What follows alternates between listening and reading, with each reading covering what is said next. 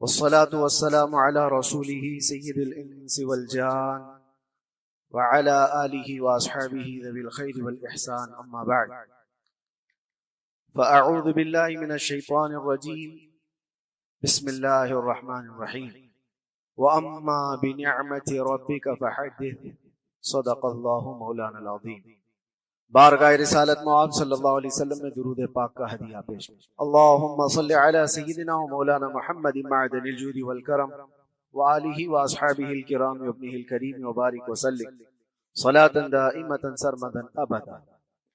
قرآن عظیم میں اللہ رب العزت ارشاد فرماتا ہے، وقلیل من عبادی الشکور، میرے بندوں میں شکر کرنے والے بہت کم ہیں۔ اور یہ بات صحیح ہے کہ بندے پر بے شمار نعمتیں اللہ تعالیٰ عطا کیا ہے، بے شمار ہیں۔ وَإِن تَعُدُّوا نِعْمَةَ اللَّهِ لَا تُحْصُوهَا، اگر تم اللہ کی نعمتوں کو گننا چاہو گے تو شمار نہیں کر سکو گے۔ شیخ سعدی رحمۃ اللہ تعالیٰ علیہ فرماتے ہیں کہ تمہارا ایک سانس لینا بھی نعمت ہے، سانس کا باہر نکالنا بھی نعمت ہے، اور اگر صرف سانسوں کی نعمتوں کا شکر ادا کرنے پر بندہ بیٹھ جائے تو پوری عمر اس کی تمام ہو جائے۔ باقی نعمتوں کا کیا ہے؟ بے شمار نعمتوں سے نوازا ہے اللہ تعالیٰ نے، لیکن انسان کی فطرت میں یہ بھی ہے کہ کبھی ایک چیز کی کمی محسوس ہوتی ہے تو وہ واویلا مچاتا ہے، بہت شور کرتا ہے کہ مجھے یہ تکلیف ہوئی، وہ تکلیف ہوئی۔ اس کے صحت کے زمانے کو وہ یاد نہیں کرتا، مصیبت کے زمانے کو بہت جلدی یاد کرتا ہے۔ اسی لیے شکر گزار بندے بہت کم ہیں۔ عادت یہ ڈال لیں، جب مصیبت آئے، کوئی تکلیف آئے، تو ہمارے اندر یہ احساس پیدا ہو جائے کہ میرے گناہ اس سے بھی بڑی مصیبت کے لائق تھے، اللہ نے کم مصیبت عطا کی۔ جب کوئی بیمار ہو جائے، جب کبھی کسی آفت میں مبتلا ہو جائے تو یقیناً درد تو ہوتا ہے، آدمی سہن نہیں کر پاتا، لیکن احساس دل میں یہ پیدا کرے اگر وہ انصاف کرنے پر آئے رب تبارک و تعالی میرے ہر گناہ کے بدلے بڑی بڑی سزائیں دے سکتا ہے، میں چھوٹی سی سزا میں ملوث ہوں، اللہ کریم اس کا شکر ہے۔ اسی طرح سے میرے عزیزو، ایک بات میں آپ کو بتاتا ہوں، خاص طور پر ہمارے قید کے زمانے میں بہت سارے ایسے قیدی جیل کے اندر جانے کے بعد ان کے حالات ایسے ہو جاتے ہیں، وہ نا امید اور مایوس ہو کر کفریہ جملے بکنے لگ جاتے ہیں۔ ان کے حالات ایسے ہو جاتے ہیں کوئی خدا نہیں، اگر ہوتا تو ہماری سنتا۔ بہت کچھ عبادتیں بھی کرتے ہیں، نہیں جب قبول ہوتی ہے تو مایوس ہو جاتا ہے۔ تو یہ تو اندر کے حالات ہیں، باہر بھی کسی کے ساتھ ایسا ہو سکتا ہے۔ میں تو 10 سال سے دعا کر رہا ہوں، اولاد ہی نہیں ہوئی، کوئی یہ کہتا ہے۔ شادی ہو گئی، 10 سال ہو گئے، بچے نہیں ہو رہے۔ کوئی یہ کہتا ہے کہ میری بیٹی کا رشتہ ہی نہیں ہو رہا، ہر وظیفہ کر لیا، ہر دعا کر لیا، پھر یہاں سے نا امیدی، نا شکری۔ یہ جملے انسان کو کہاں تک پہنچا دیتے۔ ایک بات میں آپ کو بتاؤں، مولا علی کرم اللہ وجہہ الکریم کی یہ حکمت بھری بات ہے۔ ارشاد فرماتے ہیں جب کبھی مصیبت آئے اللہ کی طرف سے تو یہ امتحان ہے یا سزا ہے، کیسے پتا چلے؟ ظاہر سی بات ہے، ہر کوئی یہ کہتا ہے یہ تو اللہ کی طرف سے امتحان ہے، آزمائش۔ ہم بھی اندر تھے تو یہ بار بار احساس دلایا جاتا تھا، اور بعض لوگ یہ کہتے تھے کہ اللہ کی طرف سے آزمائش، امتحان ہے، اس کو گزار لیجیے۔ بعض مرتبہ امتحان ہے اور بعض موقعوں پر سزا ہے، اور سزا کب ہے اور امتحان کب ہے یہ کیسے پتا چلے؟ بہت بڑا فارمولہ ہے۔ مولا علی کرم اللہ وجہہ الکریم فرماتے ہیں جب کبھی تم پر کوئی مصیبت آئے تو یہ دیکھ لینا ان مصیبتوں کے دن میں تم اگر اللہ سے زیادہ قریب ہو گئے ہو، دعا زیادہ کرنے لگ گئے ہو، وظیفے زیادہ کرنے لگ گئے ہو، تو اس کا مطلب ہے کہ اللہ تعالیٰ تم کو امتحان میں رکھا ہے۔ اور اگر مصیبتوں کے آنے کے بعد بندہ دور ہو جاتا ہے اللہ سے، پھر وہ بفر جاتا ہے، گناہ زیادہ کرنے لگتا ہے، تو سمجھ لو یہ سزا میں ملوث۔ اب سب کی زندگی میں یہ مصیبتیں جب آتی ہیں تو خود اپنے آپ کو ریئلائز کرے، احساس کر کے دیکھے کہ مصیبت آئی ہے تو میرے ہاتھ میں تسبیح آ گئی یا پھر گالی گلوچ، مصیبت یا آفت آئی ہے میرے گھر پر تو میں عبادت اور نماز کی طرف زیادہ جا رہا ہوں یا پھر عیش و عشرت کی طرف زیادہ جا رہا ہوں، تو تمہیں خود پتا چل جائے گا کہ تم اللہ کی طرف سے امتحان میں ہو یا پھر سزا میں۔ میرے عزیزوں، بہت مقامات ایسے ہیں جہاں پر بظاہر مصیبت کی حکمت ہمیں نہیں معلوم ہوتی کہ کیوں آئی یہ مصیبت، کیوں دی گئی ہے ہمیں ایسی تکلیف۔ اسی کا نام تقدیر ہے کہ اللہ تعالیٰ کے لکھے ہوئے پر راضی رہنا یہ مومن کی شان ہے۔ مومن کو ہمہ وقت اللہ تبارک و تعالیٰ کی طرف سے لکھی ہوئی اس تقدیر پر راضی رہنا ہے۔ آپ کو میں ایک بات بتا دوں، حضرت ابو جندل ایک صحابی مکہ مکرمہ میں ایمان لائے، رسول پاک صلی اللہ تعالی علیہ وسلم جب ابھی مکہ میں تھے، اس وقت غریب صحابہ کو کفار مکہ مشرکین مکہ کس طرح سے پکڑ کر مارتے تھے، کیسے کیسی سزائیں دیا کرتے تھے۔ اسی اسنا میں اللہ کے نبی صلی اللہ علیہ وسلم ہجرت کر کے مدینے تشریف لے گئے، لیکن جو ابو جندل تھے یہ قید میں تھے، ان کا باپ خود ان کو قید میں رکھا ہوا تھا، اور ایسی قید کہ زنجیریں بندھی ہوئی رہتی تھی، مسلسل کئی سال گزر گئے۔ حضور پاک صلی اللہ تعالی علیہ وسلم کی ہجرت کے 6 سال گزر جانے کے بعد 7واں سال تھا جب آپ کو بتاؤں حدیبیہ کا وہ منظر پیش آیا جس کو صلح حدیبیہ کہا جاتا ہے۔ تقریباً 1400 صحابہ کے ساتھ رسول کریم صلی اللہ تعالی علیہ وسلم عمرہ کرنے کے لیے آئے، لیکن اس وقت مکہ کے کفار و مشرکین مکہ سے تقریباً 35 کلومیٹر باہر دور آپ کا راستہ روک لیا، کہا ہم آپ کو عمرہ کرنے نہیں دیں گے، آپ کے اصحاب کو، آپ کے صحابہ کو ہم مکہ میں انٹر ہونے نہیں دیں گے۔ جنگ جیسی نوبت آ گئی تھی، لیکن حضور پاک صلی اللہ تعالی علیہ وسلم اور صحابہ احرام پہن کر کے عمرہ کرنے کے لیے آئے، تو پھر درمیانی راستہ یہ اختیار کیا گیا۔ حضور پاک صلی اللہ علیہ وسلم نے فرمایا کہ ہم صلح کر لیتے ہیں، کچھ ایگریمنٹ ہو جائے ہمارے اور تمہارے درمیان، جنگ نہیں کریں گے، آج سے جنگ بندی ہو جائے۔ تو کفار مکہ اس بات پر راضی ہوئے، اور اس کے بعد صلح جس کو کہتے ہیں صلح حدیبیہ، یہ بہت مشہور ہے، صلح حدیبیہ ہوئی۔ اس میں سارے پوائنٹس جو لکھے گئے تھے ایگریمنٹ کے اندر وہ سب مکہ والوں کی حمایت میں زیادہ تھے، دبا کر کے انہوں نے صلح کی تھی اس طرح سے ان کے نظام کے مطابق، یعنی اگر کوئی مکہ سے بھاگ کر مدینے جائے تو انہوں نے ایگریمنٹ میں لکھایا تھا کہ آپ کو وہ شخص ہمیں واپس کرنا پڑے گا، اور اگر مدینے سے کوئی بھاگ کر ہمارے پاس آئے تو ہم اس کو اپنے پاس رکھیں گے، ہم باہر واپس نہیں بھیجیں گے۔ تمہارا کوئی آدمی ہمارے پاس آ گیا بھاگ کر کے، یا ہمارا ہی وہاں رہنے والا کوئی آدمی آ گیا آپ کی امان سے نکل کر کے، تو ہم اس کو اپنے پاس رکھیں۔ ایسی بہت ساری شرطیں تھی، میں کیوں کہہ رہا ہوں یہ بات سن لی۔ یہ صلح حدیبیہ ہو گئی، ایگریمنٹ ابھی لکھا جانا تھا، وہ ابو جندل صحابی جو کئی سالوں سے مکہ میں قید میں تھے، زنجیریں توڑ کر کے وہ باہر نکل آئے، اور جب ان کو یہ خبر ملی کہ مکہ سے 35 کلومیٹر دور اللہ کے نبی صلی اللہ تعالی علیہ وسلم اپنے صحابہ کے ساتھ پڑاؤ ڈالے ہوئے ہیں اور تشریف لانے والے ہیں، کسی طرح بچ بچاتے ہوئے وہ وہاں پہنچ گئے حدیبیہ کے مقام پر۔ جیسے ہی وہ پہنچے صحابہ میں ایک شور ہو گیا، صحابہ جانتے تھے کہ کتنے سالوں سے ابو جندل قید میں ہے، طرح طرح کی اذیتیں اٹھاتا ہے، بہت مصیبتیں اٹھائی ہیں ابو جندل۔ دیکھا ان کے جسم پر پورے زخموں کے نشان، ہاتھوں اور پیروں میں زنجیریں لٹکی ہوئی تھی۔ وہ اسی حالت میں صحابہ کے پاس آ گئے، صحابہ سب نے سینے سے سینہ لگایا، استقبال کیا، ابو جندل تم آ گئے ہمارے پاس، آ گئے۔ اب بات سنو، بڑی حیرت کی ہے، ایگریمنٹ لکھا جا رہا تھا اور ابو جندل مکہ سے فرار ہو کر کے آئے تھے۔ ابو جندل کا جو باپ ہے اور دوسرے جو رئیس مکہ کے تھے، قریش کے سردار، سبوں نے ہاتھ روک لیا اور کہا ہمارا ایک آدمی بھاگ کر آپ کے پاس آیا ہے، ایگریمنٹ کے مطابق اس کو آپ ہمیں واپس کرنا ہو، واپس لوٹانا ہو۔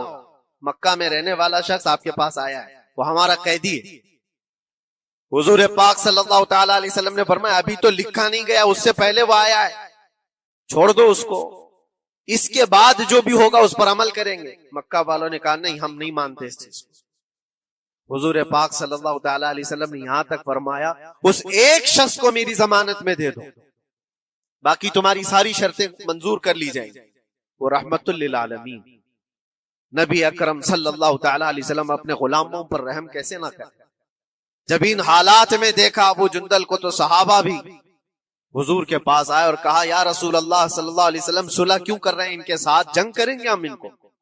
ہم نے بدر میں، احد میں، خندق میں ان کے ساتھ جو مقابلے کی ہمیں تجربہ ہے، ہم ان کے پرخچے اڑا دیں گے، آپ اجازت دیں ہم جنگ کریں گے۔ اللہ کے نبی فرماتے ہیں میں جو دیکھ رہا ہوں وہ تم نہیں دیکھ رہے ہو، اللہ کا حکم نہیں ہے جنگ کرنے کا۔ صلح ہو گئی، لکھا جا رہا تھا، اور یہ ابو جندل آئے۔ اب جب حضور پاک صلی اللہ تعالی علیہ وسلم نے فرمایا ٹھیک ہے، ایگریمنٹ کے مطابق ابو جندل کو مکہ واپس بھیجنا پڑے گا، اتنا فرمایا تھا حضور، ابو جندل دھاڑے مار مار کر رونے لگے اور صحابہ کو جا کر کے اپنے زخم دکھانے لگے کہ دیکھو مجھے واپس بھیجا جا رہا ہے، مجھے واپس بھیجا جا رہا ہے۔ تو صحابہ کے اندر بھی جوش تھا، اپنا آدمی جب کوئی اتنا مظلوم ہو، اتنا مار کھایا ہو، اور پھر واپس انہی ظالموں کے سامنے اس کو بھیجا جانا ہو تو کیا کیفیت ہوتی۔ تو وہ ابو جندل سارے صحابہ کے بیچ میں چھپ چھپاتے ہوئے رو رہے تھے۔ اللہ کے نبی صلی اللہ علیہ وسلم تشریف لائے اور فرمایا ابو جندل میں کہہ رہا ہوں واپس چلے جاؤ، واپس جاؤ، مکہ جاؤ۔ تو انہوں نے کہا یا رسول اللہ صلی اللہ علیہ وسلم ان زخموں کے ساتھ واپس جاؤ۔ اللہ کے نبی صلی اللہ علیہ وسلم نے فرمایا ہاں ابو جندل، اللہ کی مرضی، اور اللہ کا نبی وہی کہتا ہے جو اللہ کی مرضی ہوتی ہے۔ یہ میں کہہ رہا ہوں بظاہر تکلیفوں کی حکمت ہمیں معلوم نہیں ہوتی، لیکن ہمیں عمل کرنا چاہیے۔ نبی پاک صلی اللہ تعالی علیہ وسلم کا جب حکم ہوا، ابو جندل انہی زنجیروں کے ساتھ ان کے باپ کے حوالے کر دیے گئے، وہ گھسیٹتے ہوئے لے جا رہا، گھسیٹتے ہوئے واپس انہی قیدیوں کی طرح لے جا رہا تھا۔ سب کی آنکھوں میں آنسو تھے، لیکن حکمت الہی کیا ہے یہ کون جانتا۔ بظاہر اللہ تبارک و تعالیٰ کی طرف سے یہ دی ہوئی آزمائشیں، یہ تکلیفیں، اس کی حکمت وہ بہتر جانتا ہے۔ جب ابو جندل کو واپس کیا گیا، ایک سوال اٹھتا ہے میرے عزیزو، یہ میں قید کی حالت میں رہ کر کے ایک شخص نے مجھ سے سوال کیا تھا، آپ تو اللہ کے نبی صلی اللہ تعالی علیہ وسلم کی ناموس کی بات کرتے ہو، حضور کی محبت کی بات کرتے ہو، ان کے عشق کی بات کرتے ہو، اور یہ بھی کہتے ہو کہ نبی پاک صلی اللہ تعالی علیہ وسلم دستگیری کرتے ہیں، اپنے غلاموں کی مدد کرتے ہیں، تو اتنے دنوں سے کیا آپ نے حضور کو نہیں پکارا؟ کیا رسول پاک صلی اللہ تعالی علیہ وسلم سے محبت اور عشق کی بات کے بعد آپ نے بھیک نہیں مانگی؟ اس وقت یہ واقعہ یاد آیا، میں تو ابو جندل کے پاؤں کے ناخن کی مٹی کے برابر بھی نہیں۔ وہ صحابی رسول تقریباً ان کے متعلق کہا گیا ہے 6 سے 8 سال تک وہ ان کی قید میں رہے، تو کیا رسول پاک صلی اللہ علیہ وسلم کو خبر نہیں تھی؟ خبر تھی، لیکن ہوتا ایسا ہے کہ جو جتنی محبت کرتا ہے اتنے ہی امتحانوں سے گزارا بھی جاتا ہے، اس کو امتحان دینے پڑتے ہیں۔ اسی لیے بار بار میں یہ بات کہتا ہوں، حضور پاک صلی اللہ تعالی علیہ وسلم کی ناموس کی بات کرنا، عظمت رسالت کی بات کرنا، یہ حلوے پراٹھے کھانے کا نام نہیں ہے، یہ شہادت گہے الفت میں ہے قدم رکھنا۔ لوگ آسان سمجھتے ہیں مسلمان ہونا، حضور پاک صلی اللہ تعالی علیہ وسلم کی شریعت طاہرہ کو بچانے کے لیے ہی تو، حضور کی ناموس کی حفاظت کے لیے ہی تو مولا امام حسین نے اپنی گردن دے دی، اپنے بچوں کی قربانی دے دی، اپنا عیش آرام سب تیاگ دیا۔ یہ ساری قربانیوں کے بعد ہی اس امتحان سے بندہ نکلتا ہے۔ وہ امام احمد بن حنبل جن کے سینے میں 5 لاکھ حدیثیں محفوظ تھی، رسول پاک صلی اللہ علیہ وسلم کی 5 لاکھ حدیثوں کے حافظ، لیکن بغداد کے ظالم حکمرانوں نے ان کو ننگی پیٹھ پر کوڑے مارے ہیں۔ پہلی مرتبہ 100 کوڑے، دوسری مرتبہ پھر 100 کوڑے، تیسری مرتبہ پھر 100 کوڑے، اتنے میں تو آدمی مر جاتا ہے۔ امام احمد بن حنبل کی پیٹھ جھک گئی تھی۔ میرے عزیزو، یہی ہے جس کو ہم کہہ رہے ہیں شہادت گہے الفت میں ہے قدم رکھنا۔ اگر تم سچا ایمان رکھتے ہو تو پھر آزمائش بھی ہوگی۔ اللہ کریم قرآن میں فرماتا ہے وَلَيَعْلَمَنَّ اللَّهُ الَّذِينَ صَدَقُوا وَلَيَعْلَمَنَّ الْكَاذِبِينَ۔ اللہ تبارک و تعالیٰ ضرور آزمائے گا سچا کون ہے اور جھوٹا کون۔ مصیبتیں آئیں گی، آندھیاں آئیں گی، لیکن جمے رہو، ڈٹے رہو، اللہ رب العزت سے کبھی بھی اپنا رشتہ نہ توڑو، اور جو تمہارے اندر ایمان ہے، توکل اور یقین ہے، ذرا برابر بھی فرق آنے نہ پائے۔ آج نہیں قبول ہوئی کل ہوگی، کل نہیں قبول ہوئی پرسوں ہوگی، کبھی نہ کبھی تو دعا قبول ہوگی۔ دنیا داروں کے دروازے کھٹکھٹاتے ہیں تو ایک نہ ایک دن دروازہ کھلتا ہے، وہ ارحم الراحمین ہے، وہ ارحم الراحمین ہے، دروازے کھولتا ہے، لیکن وہ بہتر جانتا ہے کس وقت دروازہ کھلنا چاہیے۔ ہم اپنی مرضی کے مطابق رب کو نہیں چلا سکتے، مولا تعالیٰ جیسا چاہے ہمیں ویسا چلنا چاہیے۔ ایک بات اور میں بتا دوں سید، یہ تو دوسرے لوگوں کی بات ہے جس میں ہمارے قصور ہیں، ہمارے جرم ہیں، ہمارے گناہ ہیں، جس کی وجہ سے مصیبتیں آئیں گی، لیکن اللہ کے نبی کا کوئی گناہ نہیں ہوتا۔ جو نبی ہوتے ہیں وہ معصوم ہوتے ہیں۔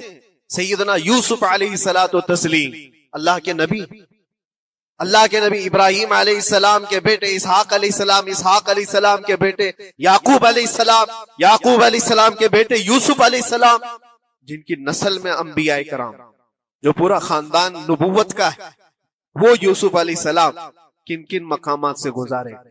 پہلے بھائیوں نے کنویں میں پھینک دیا، اور اس کے بعد اس زہریلے کنویں سے وہ نکالے گئے۔ جنگل میں کوئی نہیں تھا جب ان کے بھائیوں نے کنویں میں پھینکا تھا۔ اس وقت ایک قافلہ جا رہا تھا، انہوں نے ڈول ڈال کر کے نکال لیا اور پھر لے کر کے گئے۔ یہاں سے کنویں سے تو نکالے، لیکن آگے کی زندگی کیا ہے؟ مصر کے بازار میں لے جا کر قافلے والوں نے بیچ دیا۔ یوسف علیہ السلام پھر خریدے گئے، کس کے ہاں؟ عزیز مصر، بادشاہ مصر کے گھر میں، اور وہاں پر زلیخا آپ پر فدا ہوئی۔ پھر آپ پر الزام بھی لگایا گیا، اور اس الزام کی بنیاد پر آپ کو جیل بھیجا۔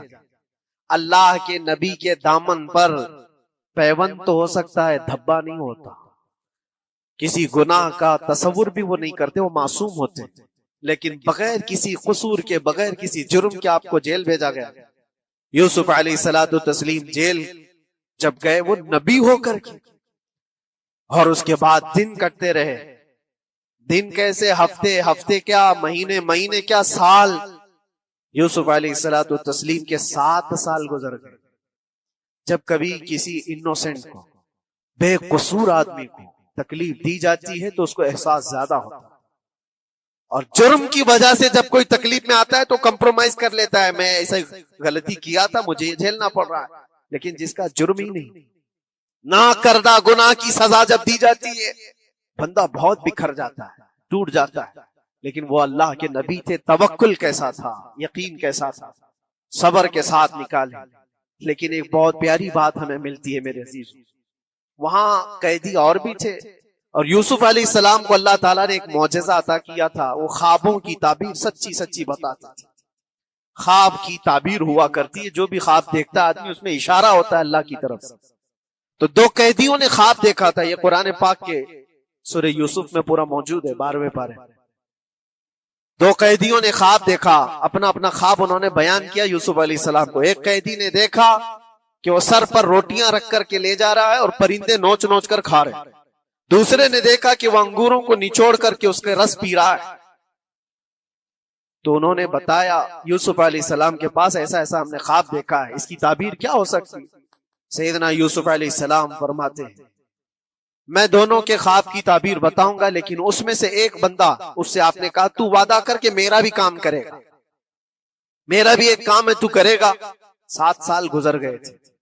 جو بادشاہ مصر تھا وہ بھی بدل چکا تھا، جس نے قید میں ڈالا تھا وہ ختم ہو گیا، دوسرا آیا، تیسرا آیا، جو بھی آیا، لیکن حکومت بدلی ہوئی تھی۔ تو خواب کی تعبیر بتانے سے پہلے ایک قیدی سے یوسف علیہ السلام نے کہا میرا کام تو کرے گا؟ اس نے کہا ہاں، آپ جو کہیں گے میں کروں گا۔ تو سنو، تعبیر یہ ہے، جس کے سر پر روٹیاں رکھی ہوئی اور کوے کھا رہے تھے یا پرندے کھا رہے تھے، اس کی تعبیر یہ ہے کہ ان قریب تجھ کو موت کی سزا سنائی۔ وہ غمگین تھا۔ دوسرے سے کہا تو انگور کے رس نچوڑ کر پی رہا تھا، تیرے خواب کی تعبیر یہ ہے کہ ان قریب تجھ کو رہا کر دیا جائے گا، تو آزاد ہوگا، اور تجھ سے ہی میرا کام یہ ہے کہ آزاد ہو کر جائے گا تو تو موجودہ وقت کے جو بادشاہ ہے، شاید اس کی فوج میں شامل ہو جائے یا اس کے سپاہیوں میں، وزیروں میں، تو میری یہ بات اس تک پہنچا دینا، پچھلے 7 سالوں سے بے گناہ بے قصور ایک قیدی اندر ہے، اس کو آزاد کر دیا جائے، اس کو آزاد کر دیا جائے۔ اس نے کہا بالکل، اگر میں چھوٹا تو آپ کا ایک کام ضرور کروں۔ سنیے بات، چند دن نہیں گزرے تھے کہ اس ایک قیدی کو موت کی سزا ہو گئی، اس کو موت کی سزا سنائی گئی اور پھانسی ہو گئی۔ دوسرا یہ جو قیدی جس کو آپ نے رہائی کی خوشخبری دی تھی، اس کی بھی رہائی کی خوشخبری آ گئی، وہ آزاد ہو گیا. لیکن قرآن پاک میں ہے آزاد ہو کر جب جاتا ہے آدمی تو پچھلا بھول جاتا ہے. اکثر ایسا ہی ہوتا ہے. کیا جیل کے دوست کون تھے کیا تھے کچھ پتا نہیں, اور آدمی تو یہ سوچتا ہے دوبارہ کبھی ادھر کے دروازے کو بھی نہ دے. آیا اور بھول گیا. یوسف علیہ السلام نے جو کام دیا تھا وہ بھول گیا. یہاں تک کہ قرآن میں اللہ فرماتا کئی سال گزر گئے, 1-2 دن نہیں سالوں گزر گئے, اور وہ بادشاہ کی فوج میں شامل تھا یا بادشاہ کے مصاحبین میں شامل تھا, قریبی لوگوں میں. ایک زمانے کے بعد مدت ہوئی, اور اس وقت سوچیے آپ کتنا وقت حضرت یوسف علیہ السلام نے کاٹا ہو. ایک دن آپ بے اختیار رو پڑے اللہ کی بارگاہ. یہ میں آپ کو بتا رہا ہوں, کبھی کبھار انسانی فطرت کا تقاضا ہے. اللہ تبارک و تعالیٰ کی بارگاہ میں رو پڑے اور کہا اے رب العالمین اے ارحم الراحمین یہ دن کب ختم ہوں گے؟ یہ جس طرح سے مجھے جیل کی سلاخوں کے پیچھے بند کیا گیا ہے, ان مصیبتوں سے کب آزادی ہوگی میرے مولا یا ارحم الراحمین؟ جواب رب تعالیٰ کی طرف سے آیا. یہ ہمارے اور آپ کی بات نہیں ہے, یہ اللہ کے نبی کی بات. اب سنو, یوسف علیہ السلام کو جواب آیا اے یوسف جب تجھے جیل سے نکلنا ہی تھا, تجھے باہر جانا ہی تھا, تو دنیا کے بادشاہ کے پاس سامنے کیوں ریکویسٹ رکھا, میرے سامنے رکھ دی. اللہ اکبر, یہ توکل کا اعلیٰ درجہ. اتنی مصیبتوں کے بعد بھی تم نے اس سپاہی کو کیوں اپنا قاصد بنا کر بادشاہ کے سامنے بھیجا کہ میری آزادی ہو جائے؟ یوسف علیہ السلام بہت روئے سجدے میں گر کر کے مولا مجھے معاف کر دے, اور میرے ہر شے کا تو مالک ہے. اب میں زندگی بھر قید میں رہوں یا آزاد رہوں یہ تیری مرضی پر ہے. میرے عزیزو, پھر یوسف علیہ السلام کے ساتھ کیا ہوا؟ بادشاہ نے خود ایک خواب دیکھا اور وہ پریشان تھا, خوابوں کی تعبیر کوئی بتا نہیں رہا تھا. تب اس قیدی کو چھوٹے ہوئے کو یاد آئی بات کہ جیل میں ایک آدمی ہے جو سچی تعبیر بتاتا ہے. پھر اس نے بادشاہ سے کہا ایک قیدی بہت شریف اور صالح ہے, وہ سچی تعبیر بتائے گا, آپ کہے تو میں اس کو لے آؤں. اور اس نے مجھے یہ کہا بھی تھا کہ اس کو آزاد کرنا ہے, آپ کے پاس ریکویسٹ رکھنی ہے کہ وہ بے قصور قید میں ہے. بادشاہ نے معلومات حاصل کی اور اس کے بعد پروانہ دے دیا کہ اس قیدی کو آزاد کیا جائے جس کو بے قصور رکھا گیا, اور میرے خواب کی تعبیر بتائی جائے. یوسف علیہ الصلوۃ والتسلیم کو لوگ آئے لینے کے لیے. اب یہاں منظر اور ہے میرے عزیز. کہا کہ بادشاہ نے خواب دیکھا, اس کی تعبیر بتائی. آپ نے تعبیر تو بتا دی کہ کیا ہونے والا ہے اگلے 7 سالوں میں بادشاہ کے ساتھ, یہ ساری تعبیر بتائی. لیکن جب آزاد کرنے کی بات آئی تو آپ نے کہا رہنے دو, اب مجھے قید میں رہنے دو, اس لیے کہ آپ کو یہ احساس ہوگا کہ میں بادشاہ کے پاس کیوں رکھا ہے اس مقدم.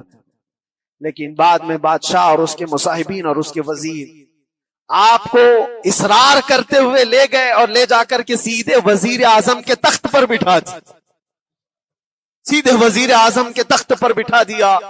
پھر رب تبارک و تعالیٰ نے فرمایا اے یوسف جب تک ہم چاہیں تب اندر رہے گا آدمی, اور جب ہم چاہ لیں باہر تو پھر اپنی مرضی سے کوئی اندر بھی نہیں رہ سکتا. حقیقت ہے میرے عزیزو, جب مصیبتوں کے ختم ہونے کا وقت آئے پھر پوری دنیا کھڑی ہو کر کے بھی تم کو مصیبت نہیں دے سکتی, تکلیف نہیں دے سکتی. اور رب تبارک و تعالیٰ نے فرمایا وَإِن يَمْسَسْكَ اللَّهُ بِضُرٍّ فَلَا كَاشِفَ لَهُ, اگر تم کو اللہ کی طرف سے کوئی مصیبت آئے تو کوئی اس کو ہٹانے والا نہیں ہے. وَإِن يَمْسَسْكَ اللَّهُ بِخَيْرٍ فَلَا رَادَّ لِفَضْلِهِ, اور اگر اللہ تبارک و تعالیٰ کوئی بھلائی کسی بندے کو دے دے تو دنیا کی کوئی طاقت اس کو روک بھی نہیں سکتی. آج اگر رب تبارک و تعالیٰ ہم کو کوئی مقام اور مرتبہ دے دے, کوئی عزت اور انعام دے دے, سارے کتے بھونکتے رہیں, اس انعام کو کوئی رد نہیں کر سکتا. اللہ تبارک و تعالیٰ کا دیا ہوا فضل اس کو کوئی کاٹ نہیں سکتا, اور اس کی دی ہوئی مصیبت کو کوئی دوسرا ٹال بھی نہیں سکتا. اسی لیے آؤ لگے رہو اسی بارگاہ میں اور عرض کرو کہ مولا مجھ سے جو خطائیں ہوئی ہیں اس کو درگزر فرما دے. اور جس طرح کی بھی تو زندگی دیا ہے یہ تیرا شکر ہے مولا، شکر ادا کرنے کی عادت ڈال لو۔